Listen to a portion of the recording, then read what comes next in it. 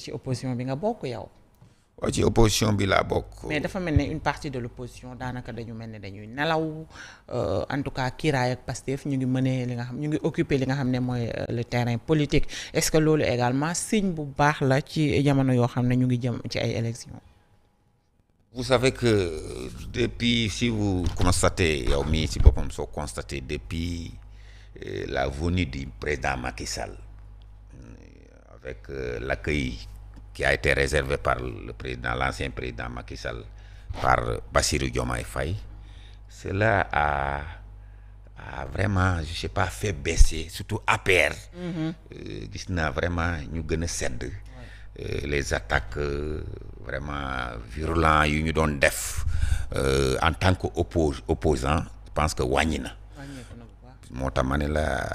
ça beaucoup de partisans, beaucoup de militants de PASTEF am nañ benn sympathie ci le président de la République parce que tey sama xarit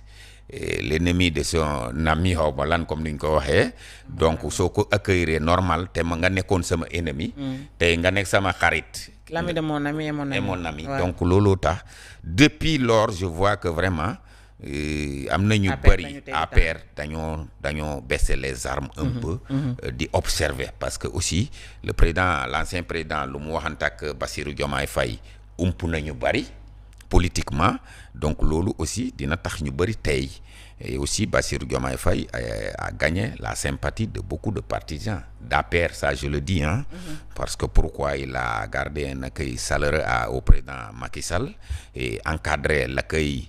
amul benn yàqu-yàqu amul benn sabotage recevoir na ko à temps normal ñubbi na ci jàmm te vraiment soutenir na ko encore lu mu ñëwoon officiellement pour le soutenir au niveau de l'ONU def na ko loolu fause mënul weesu ci xol nit ñi ñoo xamante ne bëgg nañ Macky Sall. Voilà. Mais loolu war na mën a tax ñu baisser les armes politiquement bàyyi peut-être Bassirou ak partem bu bees bi di Kiraay ñu gagner terrain est-ce que tamit loolu mënul animer ñeneen ñi nga xam ne peut-être ay sympathisants la ñu woon ci APR ñu daw ci Kiraay jàpp na ñaari benn la. li ma gis ci politique bi actuellement Kiraay va bénéficier Kiraay le président Bassirou Diomaye Faye ci lancé bu mu jël nii lancé de rassembleur lancé de bañ a garder kenn xeen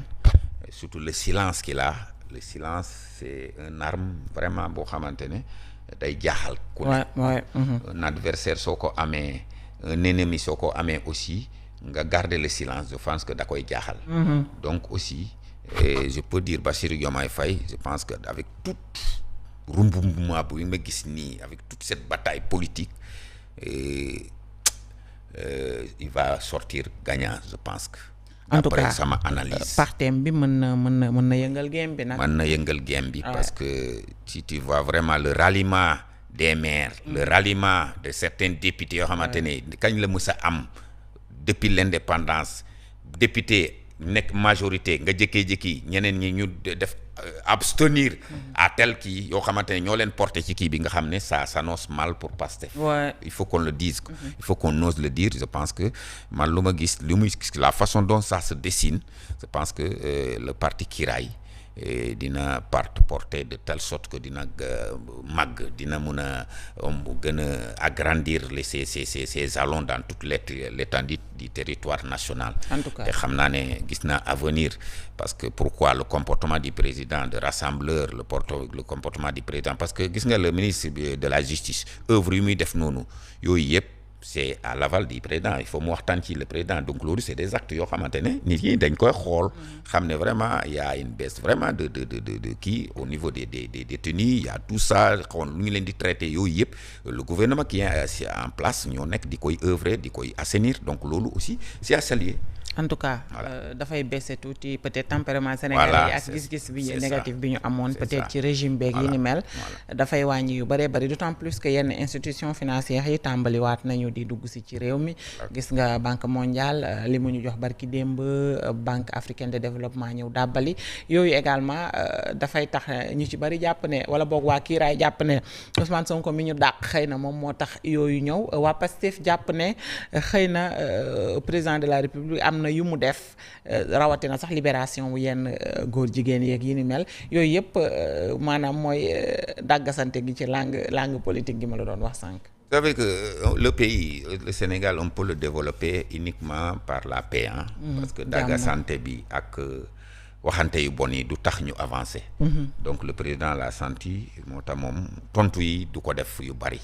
par occasion comme ça parfois mën na ci cax ay mots moo tax je pense que war nañ xam ne pour construire le Sénégal war nañ mën a booloo war nañ mën a parce que notre appartenance politique doit être à la hauteur même de notre vraiment fraternité, notre lien fraternel. Parce que suñu lien fraternel moo war a jiitu suñuy appartenance politique yow fee nga féetee kee féetee ne vraiment ngeen jàppante xeen ba finalement su ma la mënoon a posone sax su ma la mënoon a rey ma def la ko loolu dañ ko war a weesu ci politique politique rek la benn terrain la boo xamante ne ku nekk dafa bëgg lu mu bëgg pour defar réew bi donc loolu du tax ba vraiment xeen bi may gis nii ak suñuy wax ak xeen c'est vraiment déplorable. Ouais, c'est déplorable en tout cas c'est vraiment déplorable alors ñu wax ci peut-être politique gi ba tey ak élection locale yi di ñëw président de la République opposition bi ñi ngi yooxu ba ci waa PASTEF ngir mu jàppaw date ñu jëm ci élection locale boobaak léegi gis nga ko jëlul décret bi jàpp date convoqué corps électoral ak yi ni mel gars yi nee nañu est-ce que président pare na dëgg-dëgg pour dem élection ak partem bu bees bi kiiraay. moo tax ma ne la vous savez que amul benn loi buy exiger le président que ne date élection yi warul passer nii tant que ñu ngi ci biir il est dans le temps. Voilà, il est dans le temps te aussi wax naa la ko fii le président ne va même pas risquer di ñëw rek di engager benn terrain boo xamante ne c'est glissant. Il faut mu xam les tenants et les aboutissants parce que organiser ay élections rapidement te xamagul les tenants et les aboutissants de son nouveau parti, les bases solides de ce nouveau parti, hein, su gagnewul ça va l'affaiblir. Ça va l'affaiblir te loolu aussi le président est prudent là-dessus loolu moo tax pour le moment du ci prononcé wu président du jël risque mukk teel cee prononcé wu joxe date balaa muy joxe date dina dem ba peser le nouveau parti Kiraay gagné na di terrain ba mu am certitude que ne les sondages mu def ay sondages ba mu am certitude que ne heure bu ñu demee ci langue politique bi dina am au moins majorité dina gagner ay mairie dina ma am majorité au niveau de l'Assemblée du jël risque mukk loolu su doon man sax damay tey sama parti bii ñu wàcc ci terrain bi di liggéey ba mu wóor ma ne gagner na terrain bi heure bu ñu nee wëpp rek ma gagner. Loolu bu koy def nag na ko fekk mu respecté waale calendrier électoral. Non, calendrier électoral il est dans le temps. fu mu ne nii gas nga ñoom yàkkamti nañ parce que pourquoi c'est un nouveau parti xam nañ ne le terrain est un peu confus par rapport à les sondages mais le président ne va pas risquer il est dans le temps rien